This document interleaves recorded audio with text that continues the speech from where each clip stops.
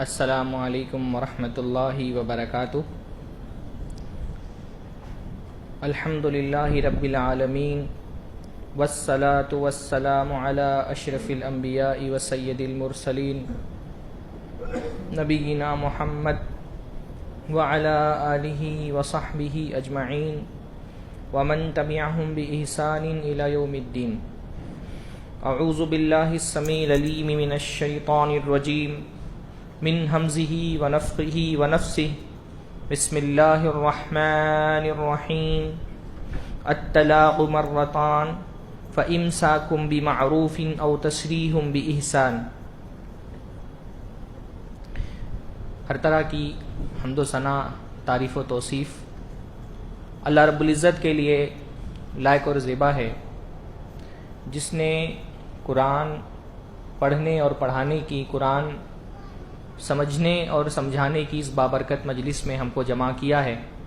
اللہ تعالیٰ اس مجلس کو قیامت کے دن ہماری نیکیوں کے پڑھے میں وزن ڈالنے والا بنائے۔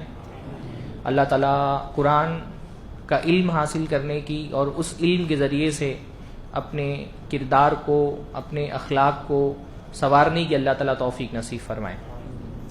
سورہ بقرہ کی تفسیر کا سلسلہ ہمارا چل رہا ہے، اور یہ بات میں نے آپ لوگوں کے سامنے رکھی تھی کہ سورہ بقرہ مضمون کے اعتبار سے قرآن مجید کی بہت رچ صورت ہے۔ یعنی آپ اس میں سورہ بقرہ میں آپ دیکھیں گے عقائد، توحید کا عقیدہ، آخرت کا عقیدہ، اللہ کے نبی صلی اللہ علیہ وسلم کی رسالت کا عقیدہ، اس کی بھی بہت زیادہ تفصیلات آپ کو ملتی ہیں۔ تو عقیدہ تو بہرحال قرآن مجید کی ہر صورت کا موضوع ہوتا ہے، لیکن عقائد کے ساتھ ساتھ عبادات میں نماز کی تفصیل آپ کو سورہ بقرہ میں ملتی ہے۔ آپ کو زکوٰۃ کی تفصیلی احکام، صدقات کی تفصیلی احکام سورہ بقرہ میں ملتے ہیں، انشاءاللہ بھی آگے آئیں گے۔ روزے کی آیتیں سورہ بقرہ ہی کے اندر موجود ہیں، حج کی بھی تفصیلات سورہ بقرہ ہی کے اندر موجود ہیں۔ تو سورہ بقرہ جو ہے اس کے مضامین میں بہت تنوع ہے۔ پھر عبادت کے بعد معاملات کی بات آتی ہے، یعنی دو طرح کے انسان کے اوپر دو طرح کے حقوق ہوتے ہیں نا، ایک اللہ کا حق اور ایک بندوں کا حق۔ تو اللہ کے جو حقوق ہیں عبادت والے، اللہ کے ساتھ جو بندے کا معاملہ ہے اس کی بھی تفصیلی احکام آپ کو مل جاتے ہیں۔ پھر بندوں کے آپس میں جو معاملات ہوتے ہیں، بیع کے احکام آپ کو ملتے ہیں سورہ بقرہ کے اندر۔ اسی طرح سے قرض کے احکام آپ کو سورہ بقرہ میں ملتے ہیں، ربا کے احکام آپ کو سورہ بقرہ میں ملتے ہیں، نکاح کے احکام سورہ بقرہ میں ملتے ہیں، طلاق کے احکام سورہ بقرہ میں بیان کیے گئے۔ تو سورہ بقرہ جو ہے نا وہ ایک جامع دین کا نصاب ہے، ایک دین کا جامع مکمل نصاب ہے۔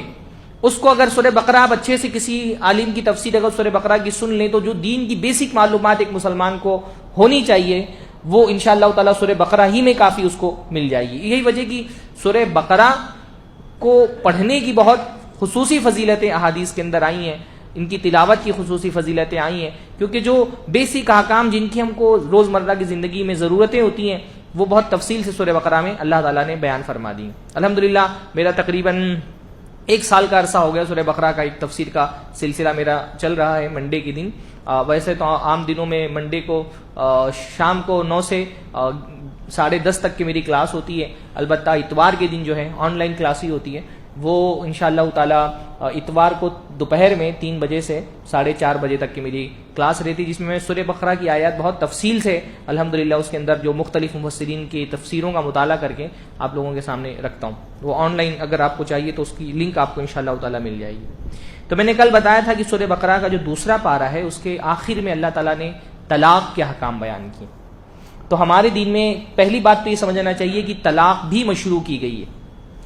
اسلام کا یہ بڑا خصوصی امتیاز ہے کہ دیگر مذاہب کے مقابلے میں اسلام نے طلاق کو شریعت کا ایک حصہ مانا ہے اور سماج کی ایک ضرورت مانا ہے۔ جیسے نکاح سماج کی ایک ضرورت ہوتی ہے ویسے ہی طلاق بھی سماج کی ایک ضرورت ہے۔ اس لیے اسلام میں جو نکاح کا تصور ہے وہ 7 جنموں کے بندھن والا نہیں ہے کہ ایک بار اگر نکاح ہو گیا، جیسے کافروں کیا ایک بات کہی جاتی ہے نا کہ ایک گھر میں اگر ڈولی گئی تو ڈولا ہی باہر نکلنا چاہیے۔ ہاں، ایک مرتبہ اگر ایک رشتہ کسی مرد سے بن گیا تو اب تم زندگی بھر اس کی داسی بن کر کے رہو۔ بلکہ پرانے زمانے میں تو اس طرح کی رسومات بھی پائی جاتی تھی کہ شوہر جب مر جاتا تھا تو عورت کو اس کی چتا میں جلا کر کے ستی کر دیا جاتا تھا، یعنی شوہر کے مرنے کے بعد عورت کی زندگی کا تصور ہی ختم تھا کہ شوہر مر گیا تو اس کے ساتھ عورت کو بھی جلا دیا جائے، اس کو بھی قبر میں دفنا دیا جائے۔ ہمارے دین میں نکاح کا یہ تصور نہیں ہے۔ آج ہمارے معاشرے میں جو بہت سارے پرابلمز آتے ہیں ازدواجی زندگی میں، اس کی ایک بہت بڑی وجہ ہم نکاح کے کانسیپٹ کو صحیح طریقے سے نہیں سمجھتے. نکاح کیا تصور ہے ہمارے دین کے اندر.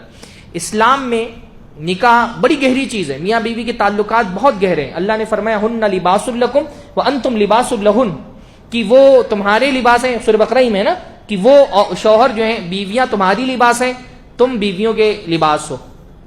یعنی اتنی قربت، سب سے قریب انسان کے جسم سے لباس ہی ہوتا ہے نا، تو اتنی قربت. اور پھر وہ لباس کے بہت سارے معنی علماء نے بیان کی کہ بھئی لباس جو ہے وہ انسان کی عیوب چھپانے والا ہوتا ہے. تو شوہر کا کام یہ ہے کہ وہ بیوی کا عیب چھپائے، بیوی کا کام یہ ہے کہ وہ شوہر کا عیب چھپائے. لباس جو ہے وہ موسم کی سختیوں سے ہم کو نجات دیتا ہے، تو شوہر کا کام یہ کہ بیویوں کو تکلیف سے بچائے، بیویوں کا کام ہے شوہروں کو تکلیف سے بچائے. تو یہ رشتہ بہت گہرا ہے. لیکن نکاح کا رشتہ بہرحال ایک کانٹریکٹ ہے، ایک عقد ہے. اسلام کے اندر وہ ایک عہد ہے، ایک ایسا رشتہ ہے جو انسان اپنی مرضی سے قائم کرتا ہے. دیکھیے رشتے دو طرح کے ہوتے ہیں. ایک رشتہ وہ ہوتا ہے جس میں اللہ نے ہم کو پیدا کر دیا، اللہ نے وہ رشتہ بنا دیا ہے. جو اللہ نے رشتہ بنا دیا اس کو ہم توڑ نہیں سکتے. جو آپ کا باپ ہے وہ زندگی بھر آپ کا باپ رہے گا، آپ وہ رشتہ نہیں توڑ سکتے. ماں ہے زندگی بھر آپ کی ماں رہے گی، نہ اس رشتے کو توڑ سکتے، نہ کسی اور کو اپنا باپ اور ماں آپ قرار دے سکتے ہیں، ہے نا. حدیث میں لعنت آئی ہے اس بات پر. بہت بڑا گناہ ہے کہ آدمی اپنے باپ کے بجائے کسی اور کو اپنا باپ بنا لے. وہ رشتہ آپ نہیں توڑ سکتے. بھائی ہے بھائی ہمیشہ بھائی رہے گا. بہن کا رشتہ، پھوپھی کا رشتہ، ماموں کا رشتہ، خالہ کا رشتہ، یہ سارے رشتے کون سے؟ جن میں اللہ نے آپ کو پیدا کر دیا ہے، یہ آپ نے منتخب نہیں کیے. ان رشتوں کو بہرحال نبھانا ہے. ان کو اگر آپ توڑیں گے تو قطع رحمی کا گناہ ملے گا. اور قطع رحمی کیا ہے؟ بہت بڑا گناہ ہے. ابھی سورہ بقرہ میں اللہ تعالیٰ نے منافقوں کافروں کی گناہوں میں سے ایک عظیم گناہ بتایا کہ وہ جو اللہ تعالیٰ نے جس چیز کو جوڑنے کا حکم دیا ہے اس کو توڑتے ہیں. اس سے مفسرین نے کہا نکاح یہ رشتہ داریاں مراد ہیں. تو جو رشتے اللہ تعالی نے بنا دیے ان کو آپ توڑ نہیں سکتے. چاچا سے، بھائی سے، بہنوں سے، ان کی چاچا ذات بہنوں سے، بھائیوں سے ایک رشتہ اللہ نے بنا دیا، اس میں آپ کو صلہ رحمی کرنا ہے، جوڑنا ہے ان کو، وہ رحم کے رشتے. لیکن یہ جو رشتہ ہوتا ہے میاں بیوی کا رشتہ، یہ رحم کا رشتہ نہیں ہے. یہ وہ رشتے نہیں ہے جو اللہ تعالیٰ نے بنائے ہیں، یہ آپ اپنی مرضی سے منتخب کرتے ہیں. اور ممکن ہے کہ آپ کے انتخاب میں کہیں غلطی ہو جائے. ایک میاں بیوی کے ساتھ بہت گہرا تعلق ہوتا ہے، تو ہو سکتا ہے کہ کسی ایسی لڑکی کا آپ نے انتخاب کر لیا ہو جس کا مزاج آپ کے مزاج سے نہ مل رہا ہو، جس سے آپ کی جم نہ رہی ہو، جس سے آپ کی بن نہ رہی ہو. تو ممکن ہے کہ کسی مرحلے میں طلاق کی نوبت آ جائے. شریعت اس بات کی تو کوشش کرتی ہے کہ آخری حد تک کوشش کرو طلاق نہ دینا پڑے. لیکن کبھی ایسا ہوگا زندگی میں، کبھی ایسا ہوگا کہ لڑکی میں کوئی عیب ہے، کبھی ہوگا لڑکے میں کوئی عیب ہے، کبھی کسی میں کوئی عیب نہیں ہوتا، نہ لڑکی میں کوئی عیب نہ لڑکے میں کوئی عیب، لیکن رشتہ چلنے لائق نہیں ہے. کوئی ایک بات ایسی ہے، مزاج میں کوئی ایسی اونچ نیچ ہے، کوئی سوچ جو ہے وہ ایک دوسرے سے نہیں مل رہی، رشتہ نہیں چل سکتا ہے. تو شریعت نے پہلے تو اسٹیپ بتائے، وہ انشاءاللہ تعالیٰ جب سورہ نساء کی تفسیر آئے گی تو اس میں باتیں رکھی جائیں گی کہ ایسے ایسے کر کے صلح کرنے کی کوشش کرو. صلح ہو جائے تو بہتر ہے، بس صلح خیر، صلح میں ہی بھلائی ہے.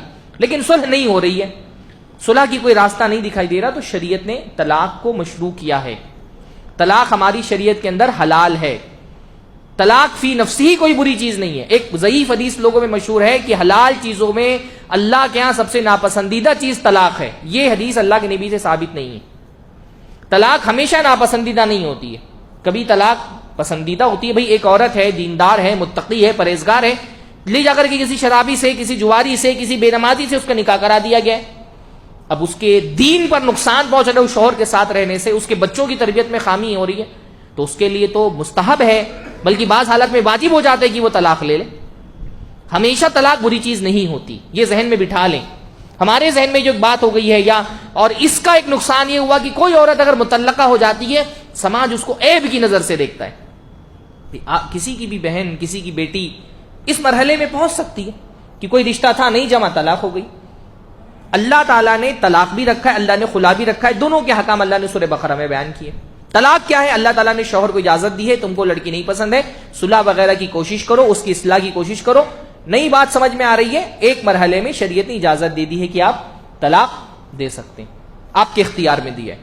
لڑکی کو البتہ اس بات کی اجازت نہیں دی گئی کہ وہ ڈائریکٹ طلاق دے دے، کیونکہ وہ جذباتی ہوتی ہے. اللہ تعالیٰ نے اتنا جو ہے اس کے جذبات جو ہے اس کے عقل پہ غالب ہوتے، تو شریعت نے لڑکی کو خلا طلب کرنے کی اجازت دی ہے کہ خلا طلب کر لے، وہ شوہر سے آزادی حاصل کر لے. اب طلب کرنے کی دونوں صورتیں ہو سکتی ہیں.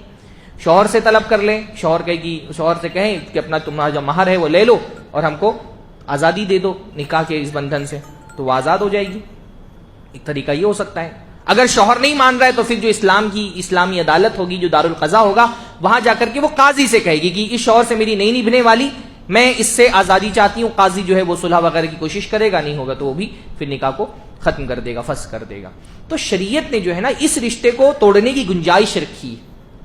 ٹھیک ہے، اس کو میثاقاً غلیظہ کا بہت مضبوط رشتہ ہے، کوشش کرنا چاہیے نہ ٹوٹنے پہ، لیکن کسی مرحلے میں ایسا ممکن ہے کہ نئی رشتہ جمنے والا ہے تو شریعت نے اس کو توڑنے کی اجازت دی ہے. لیکن کیونکہ یہ رشتہ بہت مضبوط ہے تو یہ ایسے ہی کھیل تماشے میں نہیں ٹوٹنا چاہیے.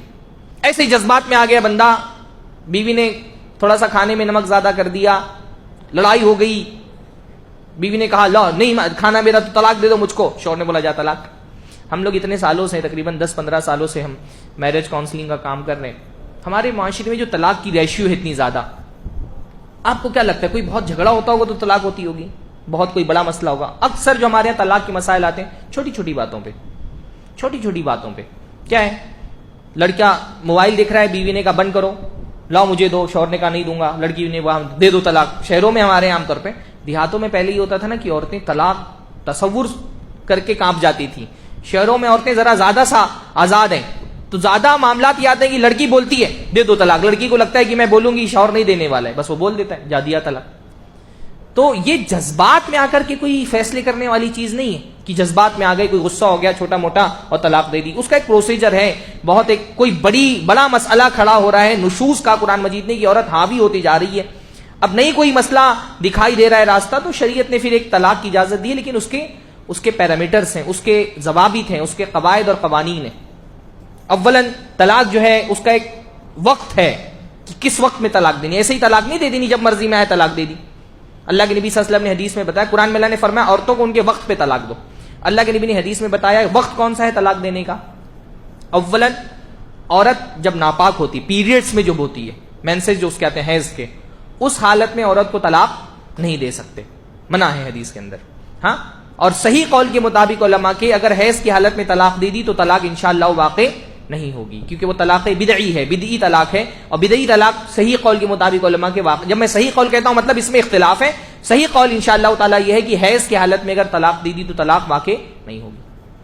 اب حیض، کیونکہ کیا ہوتا ہے حیض میں، ایک تو شوہر جو ہے وہ ذرا سا، ایک تو عورت بھی جو ہے اس کے مزاج میں چڑچڑاپن ہوتا ہے، تھوڑا سا اس کے ہارمونز تبدیل ہو رہے ہوتے ہیں، وہ ایک طرح سے بیماری جیسی ہی کیفیت ہو جاتی ہے اس کی، اور بہت ذہنی تناؤ سے وہ گزر رہی ہوتی، تو ممکن ہے اس وقت اس سے کوئی ایسی نافرمانی یا ایسی غلطی سرزد ہو جائے جو شوہر کو پسند نہ ہو. اور شوہر بھی جو ہے وہ ان حالات میں ذرا سا دور رہتا ہے بیوی سے، تو ایک رغبت جو عام حالات میں بیوی سے ہوتی ہے وہ نہیں ہوتی اس درمیان میں، کیونکہ ہم بستری نہیں کر رہے ہیں، چڑچڑاپن ہے. اب ہمارے یہاں تو کوئی 3-4 بیویاں ہوتی بھی نہیں ہیں کہ ایک نہیں ہے تو دوسری 3-4 ہیں ان کے اس کے پاس، تو وہ ایک حیض کی حالت میں وہ طلاق نہیں دے سکتا. حیض آ گیا پاکی کی حالت میں، پاکی کی حالت میں اگر بیوی سے ہم بستری کر لیا، پاک ہونے کے بعد اگر ہم بستری کر لیا تو اس پوری پاکی میں بھی طلاق نہیں دے سکتا. یہ سب سیکھیے، یہ احکام. جیسے نماز پڑھنے سے پہلے نماز سیکھتے ہیں نا، روزہ رکھنے سے پہلے روزے کے احکام سیکھتے ہیں. ہمارے یہاں بڑا مسئلہ یہ کہ طلاق دینے سے پہلے طلاق کے احکام نہیں سمجھتے. دھڑ 3 گولی مار دی طلاق کی، اس کے بعد مسکین سی صورت بنا کر کے مولانا کے پاس آئیں گے، مولانا بڑی غلطی سرزد ہو گئی، اب کیا کریں. ہاں، اب وہ تو قسمت اگر رہی، کسی نے صوبائی جمعیت کا پتہ بتا دیا تو آ گئے ہمارے پاس، ورنہ دوسرے دارالقضاء میں پہنچتے ہیں تو ہٹے کٹے سانڈ مولوی جو ہے وہ تیار رہتے ہیں. کیا؟ ارے ہو گئی طلاق، اب تم کو حلالہ کرانا پڑے گا. سانڈ، بعض حدیثوں میں ان کو سانڈ کہا گیا، تیس المستعار، بھاڑے کے سانڈ. ہاں، تو یہ اچانک کوئی، اچھا دیکھیے شریعت کی حکمتیں ہوتی ہیں نا. اگر بیوی پاک ہوئی، پاک ہوتے ہی بندے نے ہم بستری کر لی، پھر اس کے بعد طلاق دی ہے، اس کا مطلب کوئی بڑا مسئلہ نہیں ہے، کوئی ایک لمبا تناؤ نہیں چلتا ہوا آ رہا ہے، کوئی اچانک ایسا معاملہ آیا ہے. تو اگر ہم بستری کرنے کے بعد اس پاکی میں پھر وہ طلاق نہیں دے سکتا، اب اس کو رکنا پڑے گا، اس کو انتظار کرنا پڑے گا. بیوی دوبارہ ناپاک ہوگی، پھر پاک ہوگی، پھر وہ طلاق دے سکتا. اچھا، پھر طلاق بھی کتنی دینی ہے؟ الطلاق مرتان. اللہ تعالی نے بتایا طلاق 2 مرتبہ میں. کون سی 2 مرتبہ میں؟ یعنی 2 مرتبہ طلاق دینے کے بعد اللہ نے آپشن رکھا ہے کہ چاہو تو طلاق واپس لے لو، رجوع کر لو. لے سکتے. ایک مرتبہ دی طلاق, اب اللہ نے 3 حیض کی عدت رکھی ہے.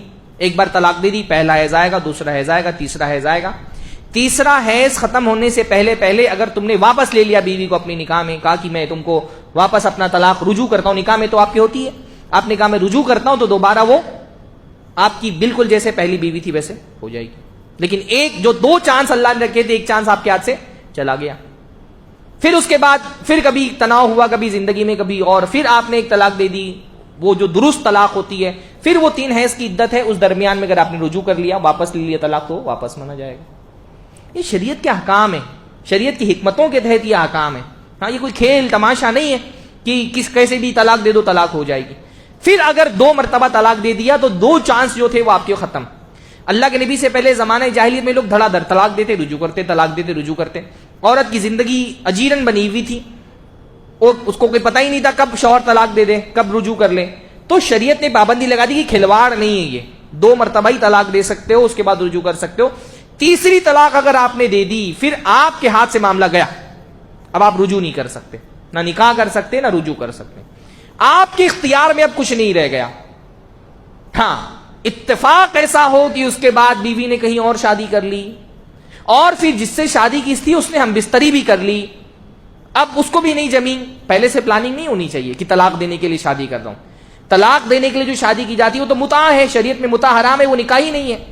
اپنی مرضی سے اس نے طلاق دے دیا, یا اس نے خلا لے لیا, یا وہ شوہر کی موت ہو گئی, اس صورت میں کی ہم بستری بھی ہو گئی تھی, تب شریعت نے کہا کہ اب تم دوبارہ اس سے نکاح کر سکتے. یہ پلاننگ کے تحت ہوگا, جیسے حلالہ ہوتا ہے تو یہ حلال نہیں, پھر یہ حرامہ ہے, یہ حلالہ نہیں ہے. ہاں, یہ بغیرتی. ہمارے دین میں جو اتنا پاکیزہ دین ہے, حلالہ جیسی کبھی چیز کا تصور بھی کیسے کیا جا سکتا ہے. لیکن باقاعدہ ریکٹ چل رہے ہیں. بعض لوگوں نے تحقیق کی, بعض دارالقضاء میں بڑے پیسے والے لوگ پیسہ دے کر کے رکھتے ہیں کہ اگر کوئی جوان لڑکی ہے حلالہ کے لیے تو ہمارے پاس بھیجنا. یہاں تک کے معاملہ چل رہا ہے, یعنی سیکس ریکٹ چل رہا ہے حلالہ سینٹرز کے نام پہ. ہمارے دین میں اس کا تصور کیسے ہو سکتا ہے؟ تو یہ طلاق کا ایک پروسیجر ہے. اللہ نے فرمایا طلاق و مرتان, طلاق 2 مرتبہ میں. 2 مرتبہ طلاق دینے کے بعد, 2 مرتبہ مطلب 1 مرتبہ دے گا, مرتن بعد مرتین. علماء نے کہا کہ 1 مرتبہ میں ایک تو 2 دے دے, 3 دے دے, 4 دے دے, وہ ایک ہی ہوگی, کیونکہ اللہ نے کہا 2 مرتبہ میں دینا ہے نا. 1 مرتبہ میں اگر دے دیا 3 4 تو وہ ایک ہی مانی جائے گی. اور اللہ کے نبی صلی اللہ علیہ وسلم کے زمانے میں, حضرت ابوبکر کے زمانے میں, حضرت عمر کے زمانے میں 2 سال تک کے 3 طلاقیں ایک ہی مانی جاتی تھیں. بعد میں حضرت عمر نے ایک فیصلہ لے آیا, ایک آرڈیننس جیسے صدر کا ہوتا ہے نا خصوصی, کبھی بعض احکام جو ہے وہ شریعت کے نہیں ہوتی. حضرت عمر نے فتویٰ نہیں دیا کہ شریعت میں 3 طلاق ایک ہوگی, کیونکہ ان کے زمانے میں لوگ بار بار بیویوں کو ڈرانے کے لیے 3 طلاق دیتے, تو کہا اب کوئی دے گا تو میں 3 مان لوں گا. تو پہلے زمانے میں بیوی ہاتھ سے نکل جانا ایک سزا تھی, ہمارے زمانے کی طرح نہیں تھا معاملہ. آدمی نے اگر 3 طلاق دے دیا پہلے زمانے میں تو بیوی بھی گئی, مہر بھی گیا. ہاں, اگر اس کو مان لیا جا مہر گیا, اب وہ مہر بیوی. اچھا, مہر ہمارے یہاں کی طرح نہیں ہوتا تھا 786 595. ہاں, مہر ہائی ہوتے تھے. دیکھیے بعض وہ حضرت فاطمہ بنت قیس تھی نا, انہوں نے اللہ کے نبی سے کہا کہ مجھے خلا لینا ہے, تو پورا باغ جو ہے وہ ان کو مہر میں ملا تھا, اور عربوں کا سب سے پسندیدہ مال باغ ہوا کرتا تھا. ہمارے یہاں تو سیٹ لوگوں کو میں دیکھ رہا ہوں شادیاں کر رہے ہیں اور باورچی کے پاس 10 لاکھ 15 لاکھ خرچہ کر دیتے ہیں اور مہر دے رہے ہیں 5,000 10,000. بھائی اصل خرچ کرنا جہاں پر ہے وہاں خرچ نہیں کرتے ہیں. تو بہرحال تو یہ طلاق کا جو ہے نا وہ پورا پروسیجر ہے, اس کو سمجھنا چاہیے. اور پھر اللہ تعالیٰ نے طلاق سے متعلق بہت اہم احکام جو ہے وہ بیان کیے. 3 حیض تک کے جو ہے وہ عورت اپنے آپ کو انتظار کرے گی, 3 حیض کے درمیان میں وہ شادی نہیں کر سکتی, وہ پہلے سے اپنی شوہر کی بیوی ہوتی ہیں. اور اللہ نے فرمایا کہ اگر کوئی پریگننٹ ہو تم, تو اس معاملے میں کیونکہ عورت ہی جانتی ہے اس کو حیض آ رہا ہے کہ نہیں آ رہا ہے, تو اللہ نے منع فرمایا کہ عورتیں اگر پریگننٹ ہیں تو وہ بتا دیں. اگر پریگننٹ ہے عورت تو پھر 3 حیض تو اس کو آئیں گے نہیں, تو اس کی مدت کیا ہوگی, وضع حمل تک, جب تک کہ وہ ڈیلیوری نہ ہو جائے اس کی, تب تک کہ وہ عدت کی حالت میں رہے گی. اور مختلف جو ہے وہ احکام اللہ تعالیٰ نے سورہ بقرہ میں اس سے متعلق بیان کیے. پھر تیسرا جو پارہ شروع ہوتا ہے اس میں اللہ نے فرمایا کہ یہ جو رسول ہیں ہم نے بعض رسولوں کو بعض رسولوں پر فضیلت عطا فرمائی. تو رسول جو ہے وہ سارے ایک درجے کے نہیں ہوتے. اچھا, قرآن مجید میں سورہ بقرہ میں ہم پڑھتے ہیں کہ لا نفرق بین احد من رسولی, کہ ہم اللہ کے رسولوں میں تفریق نہیں کرتے. تو ایک جگہ تو اللہ فرماتا ہے تفریق نہیں کرتے, دوسری جگہ اللہ فرماتا ہے کہ بعض رسولوں کو بعض رسولوں پر فضیلت حاصل ہے. دونوں میں فرق کیا ہے؟ دونوں میں فرق ہے کہ ہم نبی اور رسول ہونے کی حیثیت سے, جن کو اللہ نے نبوت اور رسالت کی شرف سے سرفراز فرمایا ہے، ہم اللہ تعالیٰ ہم اس کا انکار نہیں کرتے. جیسے یہودی جو ہے وہ بعض رسولوں کو رسول مانتے ہیں، بعض نبیوں کو نبی مانتے ہیں، بعض کو نہیں مانتے. حضرت لوط کو یہودی جو ہے وہ رسول نہیں مانتے، حضرت عیسیٰ کو نہیں مانتے، اللہ کے نبی محمد صلی اللہ علیہ وسلم کو نہیں مانتے، اور عیسائی جو ہے وہ اللہ کے نبی کو رسول نہیں مانتے. تو ہم رسول ماننے میں تفریق نہیں کرتے کہ کسی کو مانیں گے رسول، جس کو پسند آیا مان لیں گے، جس کو نہیں پسند آیا نہیں مانیں گے، ایسا نہیں. ہم سارے رسولوں کو رسول مانتے ہیں. البتہ ہم جو ہے وہ یہ مانتے ہیں کہ رسولوں میں درجات میں تفاوت ہے، درجات میں تفاوت ہے، درجات اوپر نیچے. بعض رسول جو ہیں وہ رسول نبی ہونے کے ساتھ ساتھ رسول بھی ہیں، تو جو نبی ہیں اور رسول بھی ہیں ان کا درجہ بلند ہے. پھر رسولوں میں جو 5 رسول ہیں، اولو العزم من الرسل، حضرت نوح، حضرت ابراہیم، حضرت موسیٰ، حضرت عیسیٰ، اللہ کے نبی صلی اللہ علیہ وسلم، ان کا مرتبہ اور بلند ہے. پھر اس میں 2 جو ہے وہ اللہ کے خلیل ہیں، حضرت ابراہیم اللہ کے نبی، ان کا درجہ اور بلند ہے. پھر اللہ کے نبی کا درجہ تو بہت زیادہ بلند ہے. تو رسولوں میں فرق اللہ نے رکھا ہے، اور اللہ کے نبی محمد رسول اللہ صلی اللہ علیہ وسلم کو سارے نبیوں میں سب سے افضل اللہ رب العالمین نے بنایا. پھر یہ قرآن مجید کی سب سے اعلیٰ ترین آیت، اللہ لا الہ الا هو الحی القیوم، جس کو ہم آیت الکرسی کہتے ہیں. یہ کیا ہے آیتیں؟ یہ آیت اللہ تعالیٰ کا تعارف ہے، اللہ تعالیٰ کی صفات اس میں بیان کی گئی، اور اللہ تعالیٰ کی طرف جو جھوٹی نسبتیں، جھوٹے صفات منسوب کر دیے گئے تھے مشرکین کی طرف سے، بعض جاہلوں کی طرف سے، ان کی نفی کی گئی ہے اللہ تعالیٰ کے لیے. ہاں، کہ یہ بڑی اللہ کا، یعنی قرآن مجید کا سب سے اہم موضوع ہے اللہ کا تعارف. قرآن مجید سے جو چیز ہم کو حاصل کرنی ہے وہ کیا ہے کہ ہم اپنے رب کو پہچانیں. ہم دیکھتے ہیں جو اہل بدعت کی طرف سے تفسیر لکھی جاتی ہے اس میں دیگر موضوعات پر تو بہت تفصیل ہوتی ہے، جو سب سے بیسک موضوع ہے.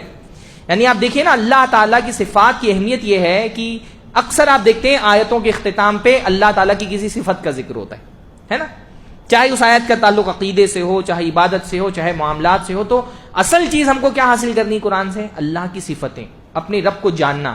آپ جب کسی سے محبت کرتے ہیں تو آپ کے دل میں تڑپ ہوتی ہے نا کہ میں پہچانوں.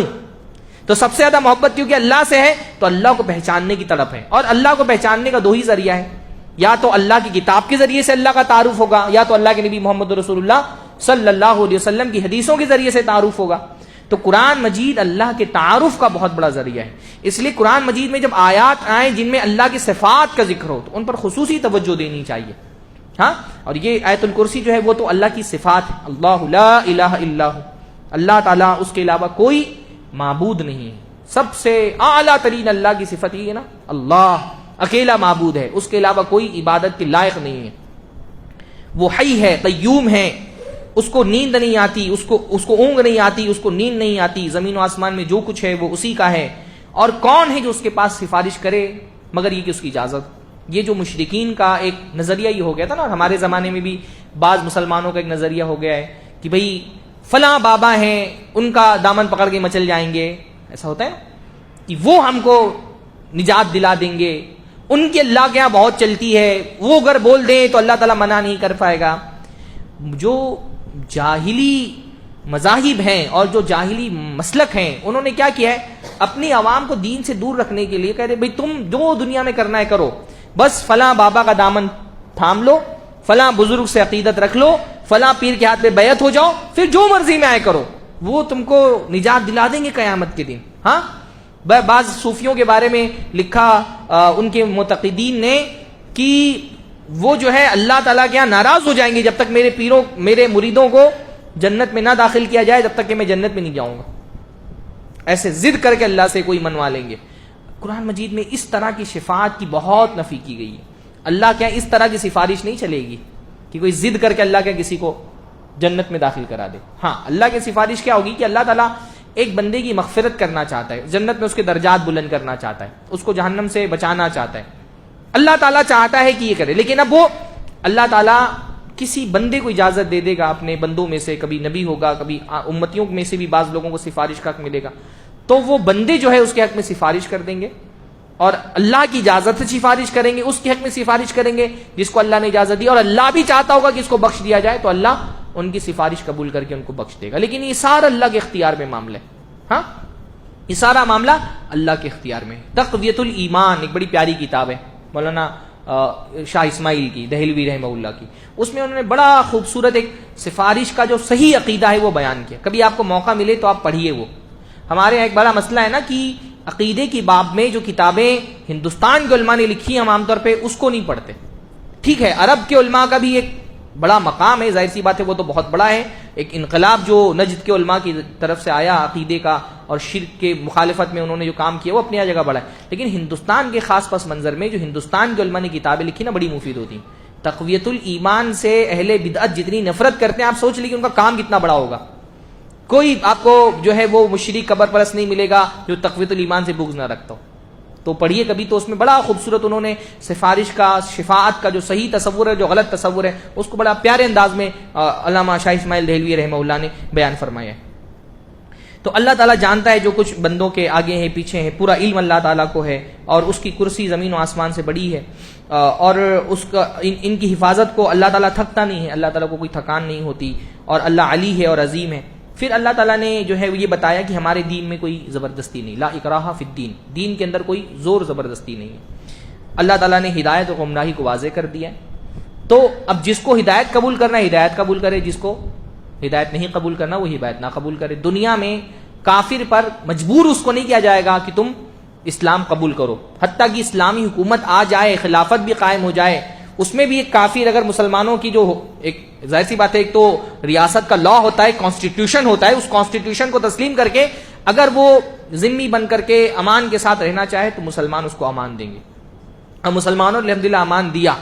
مسلم تاریخ میں اقلیتوں کو جو تحفظ حاصل ہے وہ آج سیکولر دنیا میں مسلمانوں کو نہیں حاصل ہے، جہاں پہ سیکولر ممالک، ہاں ہمارے ملک میں جہاں یہ تو کوئی ہندو راشٹر نہیں ہے نا، ہندوستان تو یہ تو سیکولر ملک ہے، یہ تو سارے مذہب کے ماننے والوں سے یہ وعدہ کیا گیا ہے کہ تم کو اپنے مذہب پر عمل کرنے کی اجازت ہوگی۔ اس ملک میں حجاب پر پابندی لگ رہی ہے، اس ملک میں جو ہے وہ دین کے شاعر کے اظہار پر پابندی لگ رہی ہے، حالانکہ مسلمانوں نے اپنے نظام حکومت میں اقلیتوں کو، آپ اسپین کی تاریخ اٹھا لیں، بنو امیہ کی خلافت کی تاریخ اٹھا لیں، ہندوستان میں جو مسلم حکمراں گزرے ان کی تاریخ اٹھائیے، جو مائنورٹیز تھی ان کو پوری اجازت دی گئی اپنے دین پر عمل کرنے کی، اور نہیں ہوتی تو یہ 950 سال ہندوستان میں مسلمانوں نے حکومت کی ہے، شرک کا خاتمہ کر سکتے تھے، وہ کافر ختم ہو جاتے اگر زور زبردستی ہوتی، جیسا کہ تاریخ کو توڑ مروڑ کر کے لوگ بیان کرنے کی کوشش کرتے۔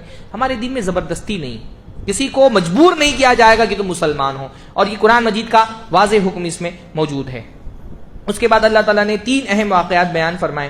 ایک واقعہ تو نمرود کا جو حضرت ابراہیم علیہ السلام کے ساتھ مناظرہ ہوا، اس کی تفصیل بیان فرمائی کہ نمرود نے جو ہے وہ ابراہیم علیہ السلام کو اپنے دربار میں بلایا اور کہا یہ کس کی پوجا کرتے ہو تم، کس کی عبادت کرتے ہو، کس کی عبادت کا لوگوں کو حکم دے رہے ہو، کون ہے تمہارا رب؟ کہا میرا رب وہ ہے جو مارتا اور جلاتا ہے۔ دلیل دیے، اللہ کا تعارف کرایا۔ دیکھیے دعوت کا آغاز کہاں سے ہوتا ہے؟ اللہ کے تعارف سے، توحید سے۔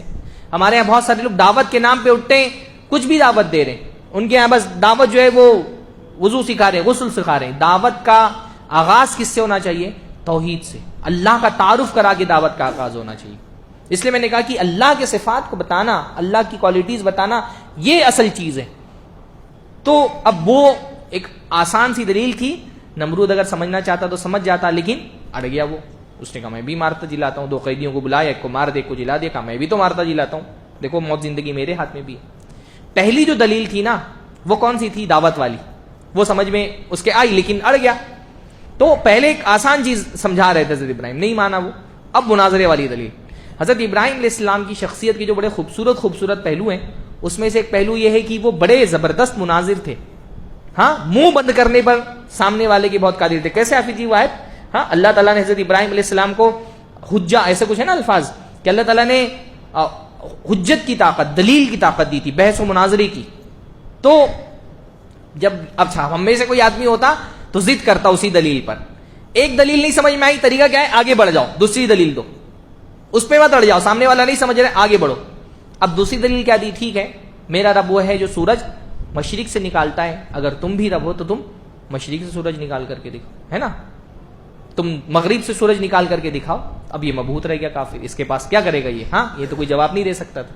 بعض علماء نے بڑا ایک لطیف نکتہ بیان کیا ہے کہ نمرود یہ بھی تو کہہ سکتا تھا کہ بھئی تمہارا رب اگر مشرق سے نکالتا ہے تو تمہارے رب مغرب سے بھی نکال کر کے دکھائے، اگر وہ دعوے میں سچے ہو تو۔ ایک دلیل تو اس کے پاس تھی نا، بول سکتا تھا کہ تم اپنے رب سے بولو کہ وہ مغرب سے سورج نکال کر کے دکھائے۔ کیوں نہیں دی نمرود نے یہ دلیل؟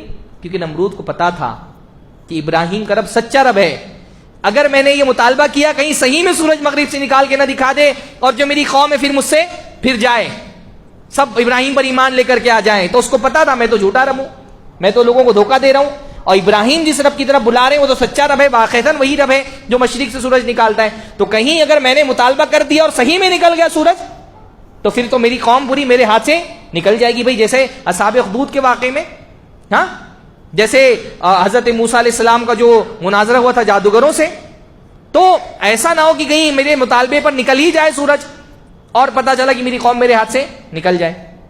بہرحال پھر دوسرا واقعہ جو ہے وہ غالباً حضرت عزیر علیہ السلام, حالانکہ ان کا نام نہیں آیا لیکن ان کا واقعہ بیان کیا گیا کہ وہ بستی سے گزر رہے تھے, بستی پوری سنسان اور گھر جو ہے وہ ٹوٹے پھوٹے ہوئے اور انسانوں سے بالکل جو آبادی تھی بالکل ختم ہو چکی ہے. ہاں, تو انہوں نے کہا کہ اللہ تعالیٰ اس کو دوبارہ کیسے زندہ کرے گا. تو اللہ نے ایک جو ہے وہ, حالانکہ ان کا ایمان تھا, ایمان ایسا تو نہیں ایمان نہیں ہوگا, پر ایک ظاہر سی بات ہے اب آنکھوں سے دیکھی ہوئی چیز کا معاملہ ایک الگ ہی ہوتا ہے. تو اللہ تعالیٰ نے ان کو 100 سال کی موت دے کر دوبارہ زندہ کیا اور ان کے جو ہے گدھے کو بھی زندہ کیا ان کی آنکھوں کے سامنے. تو وہ ان کے دل میں اطمینان پیدا ہوا. پھر ان کے بعد بعض اسرائیلی روایتوں میں آتا ہے کہ بڑا ریفارم کا کام انہوں نے بنی اسرائیل میں کیا. پھر حضرت ابراہیم علیہ السلام کا بھی واقعہ بیان ہوا. یعنی اللہ تعالیٰ نے ایک تو یہ وعدہ کیا ہے اور ہمارا ایمان ہے کہ اللہ تعالیٰ مردوں کو زندہ کرے گا قیامت کے دن, اور دنیا میں اللہ تعالیٰ نے کئی مردوں کو زندہ کر کے یہ دکھایا ہے کہ اللہ تعالیٰ دنیا میں بھی مردوں کو زندہ کرنے پہ قادر ہے. حضرت عیسیٰ علیہ السلام کو معجزہ دیا, مردوں کو زندہ کر دیتے تھے. یہ واقعہ, اس کے علاوہ بھی بہت سارے واقعات قرآن مجید میں بیان ہوئے. تو حضرت ابراہیم نے کہا اللہ تعالیٰ تو کیسے مردوں کو زندہ کرے گا؟ تو اللہ تعالیٰ نے کہا کہ تم ایمان نہیں رکھتے ہو. بالکل ایمان رکھتے ہیں لیکن دل کے اطمینان کے لیے, یعنی ایک آنکھوں سے دیکھی ہوئی چیز کا معاملہ ہی مختلف ہوتا ہے.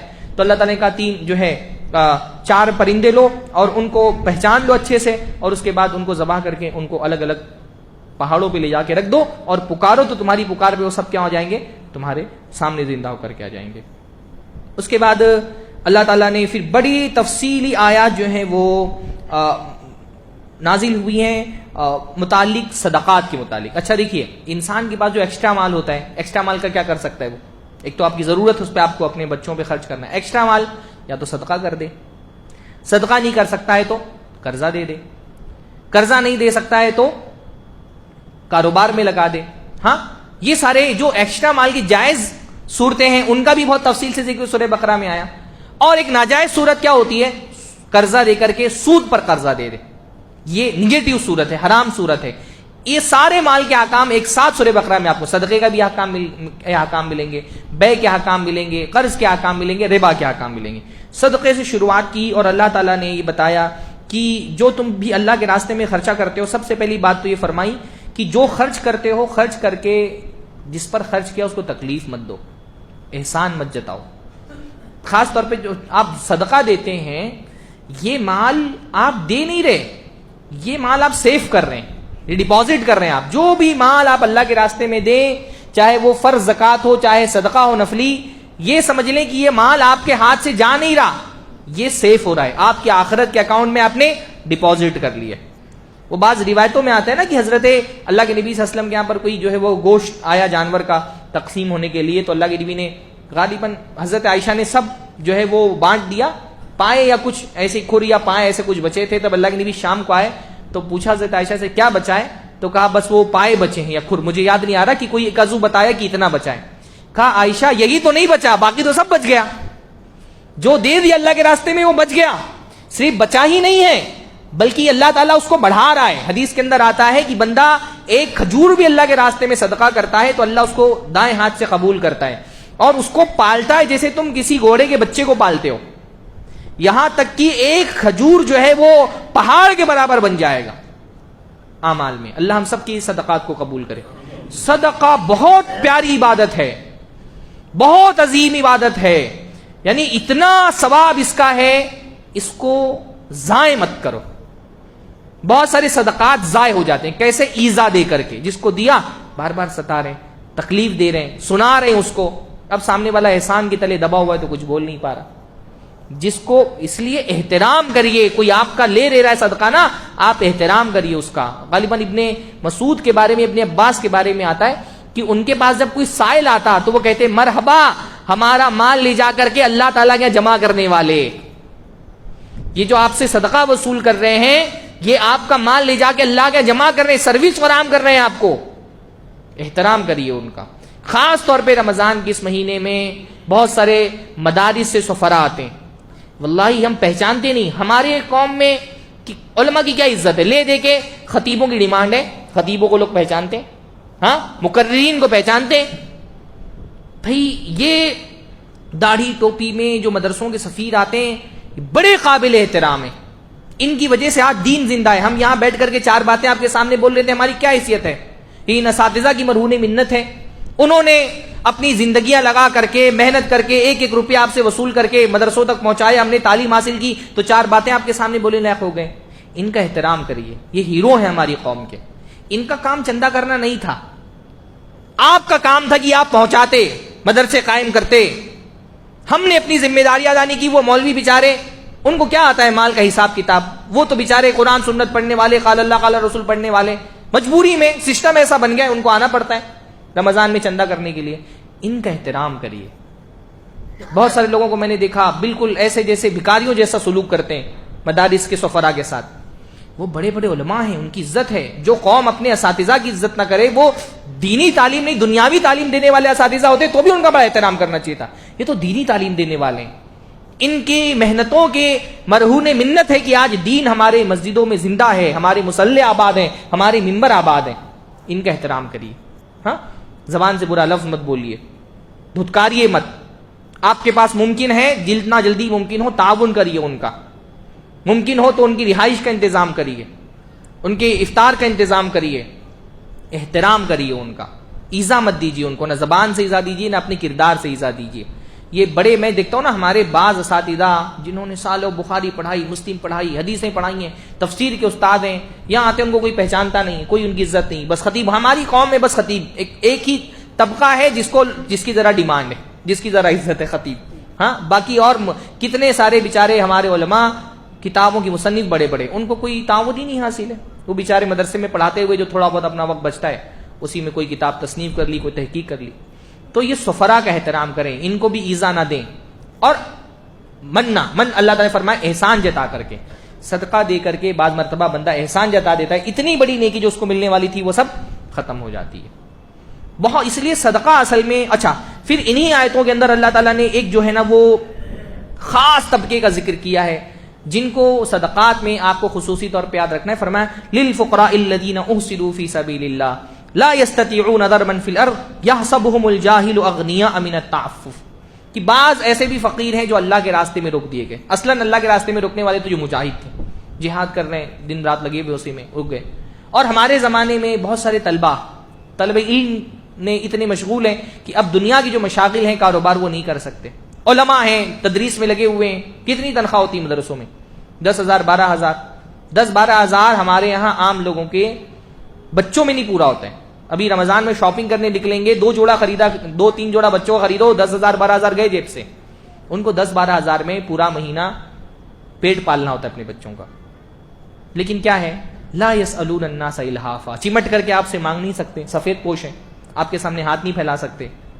یحسبهم الجاہل اغنیاء من التعفف. اب کیونکہ وہ اپنی عزت بچانے کے لیے کسی کے سامنے ہاتھ نہیں پھیلاتے، تو جو نادان لوگ ہیں وہ سمجھتے ہیں بڑے غنی ہیں تو کسی سے نہیں مانگتے.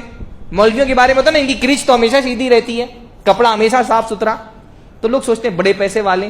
ہاں حالانکہ ضرورت مند ہوتے ہیں. زکوٰۃ میں مانگنے والوں کا تو حق ہی ہے.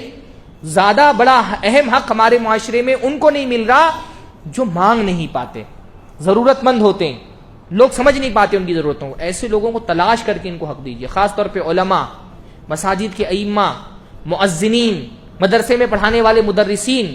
ابھی یہ لاک ڈاؤن کا 2 سال کا عرصہ گزرا، قوم نے یہ ثابت کر دیا کہ وہ کتنی ہمدرد مولویوں کی. مدارس میں بعض مدارس تو چلیے ان کے لیے مالی پرابلم تھے، بعض مدارس نے جو ہے وہ آپدا کو اوسر بنا لیا. چندہ خوب ہوا، لیکن اب تک کے کئی مدارس کو میں جانتا ہوں جہاں تنخواہیں بحال نہیں کی گئی. بعض لوگوں نے تو نکال ہی دیا مدرس کو، بعض لوگوں نے رکھا بھی تو جو ہے وہ آدھی تنخواہوں پر چلاتے رہے. سارے کام مدرسے کے ہوتے رہے، بس تنخواہوں کے معاملے میں جو ہے وہ یہ ہو گیا کہ بجٹ نہیں ہے. تو ایسے لوگوں کو خاص طور پہ اپنے صدقات و خیرات میں یاد رکھیے. مانگنے والوں کے ساتھ ساتھ جو مانگ نہیں پاتے ان کا بھی بڑا حق اللہ تعالیٰ نے رکھا ہے. اللہ نے بہت پیاری پیاری باتیں جو ہے وہ سورہ بقرہ میں بتائیں کہ شیطان جو ہے وہ تم کو غریبی سے ڈراتا ہے اور فحاشی کا کام کرنا ہوتا ہے تو اس کی تم کو اجازت دیتا ہے. شادی ہوتی ہے 10-15 لاکھ خرچہ کر دیتے ہیں, آپ کو جو ہے وہ ذرا فرق نہیں پڑتا آپ کو کہ کتنا پیسہ جیب سے جا رہا ہے, پانی کی طرح پیسہ بہا دیتے ہیں. مسجد میں 100 روپیہ بھی نکال کے ڈالنا ہوتا ہے, جب رومال سامنے آتا ہے تو بالکل دل دھڑکتا رہتا ہے, 100 روپے کی ویلیو سمجھ میں آتی ہے نا. شیطان کا ہی کام ہے. ابھی مسجد میں یہ دیکھتا ہوں نا کہ شیطان کا بڑا شدید حملہ کب ہوتا ہے, جب آپ جمعہ میں بیٹھے ہوتے ہیں اور سامنے رومال آ گیا تو شیطان پہلے تو مختلف بہانے بنائے گا کہ جیب میں ہاتھ نہ جانے پائے, اور جیب میں اگر ہاتھ چلا گیا تو شیطان کوشش کرے گا چھوٹی سے چھوٹی نوٹ نکلواؤ جیب سے. ہاں, شیطان بڑا خطرناک. نہیں, بعض علماء نے یہاں تک کہ لکھا ہے کہ آدمی کوئی بڑا نیکی کا عمل کرنے لگتا ہے نا, شیطان اس کو نیکی کی طرف رہنمائی کر رہا ہوتا ہے جو چھوٹی ہے, خود نیکی کا راستہ دکھا رہا ہوتا ہے, کون سی جو چھوٹی نیکی ہے تاکہ بڑی نیکی نہ کر دے یہ کہیں. تو شیطان جو ہے وہ جب حرام چیزوں میں بہانے کا وقت ہوتا ہے تو دھڑا دھڑ آدمی پانی کی طرح پیسہ بہا رہے. شادیوں میں دیکھیں کتنے پیسے بہائے جاتے ہیں, کس کے لیے؟ بڑھائی کے لیے. ارے میں نے شادی کی, اتنے آئٹم تھے کھانے کے لیے, ہاں یہ شربت تھا, یہ اتنے انتظامات تھے, کیا لوگوں کی نظر میں بڑے ہو جائیں. حالانکہ یہ بندہ اللہ کی نظر میں بھی بڑا نہیں ہوتا اور لوگوں کی نظر میں بھی بڑا نہیں ہوتا. آپ دیکھیے جتنی شادیاں ہوتی ہیں, جیسے ہی شادی ختم ہوئی بارات میں آنے والی عورتیں بس میں بیٹھی وہیں سے چغلی شروع ہوتی ہے کہ انتظامات میں کیا کیا خرابیاں تھیں. ان کی نظر میں بڑا بننے کے لیے لاکھوں روپے بہا دیے, یہ بس میں بیٹھتے ہی شروع کرتی ہیں انتظامات میں خامیاں نکالنا. بہرحال تو اللہ تعالیٰ نے فرمایا کہ شیطان جو ہے وہ تم کو بری چیزوں میں تو خوب تمہارا جو ہے وہ حوصلہ بڑھاتا ہے اور اچھی چیزوں میں جو ہے تو تم کو خرچہ کرنے سے وہ روکتا ہے. پھر ربا کے بارے میں آیتیں ہیں اور دین کے بارے میں, سود کے بارے میں آیتیں ہیں, اور اسی طرح سے جو سورہ بقرہ کی آخری آیتیں, ان پر انشاءاللہ تعالیٰ میں آج میرا وقت ختم ہو گیا. کل کچھ باتیں میں انشاءاللہ تعالیٰ رکھوں گا, پھر سورہ آل عمران کی تفسیر ہم لوگ انشاءاللہ تعالیٰ دیکھیں گے. اللہ تعالیٰ ہم سب کو دین پر عمل کرنے کی توفیق نصیب فرمائے. جو بھی ہم عبادتیں کر رہے ہیں اللہ تعالیٰ ان کو قبول فرما لے. اللہ تعالیٰ ہم کو ریاکاری سے, ایذا پہنچانے سے اور دکھاوا کرنے سے, احسان جتانے سے محفوظ رکھے. اقول قولی ھذا واستغفر اللہ لی ولکم ولسائر المسلمین واستغفروہ انہ الغفور الرحیم. وآخر دعوانا ان الحمد للہ رب العالمین. السلام علیکم ورحمۃ اللہ وبرکاتہ.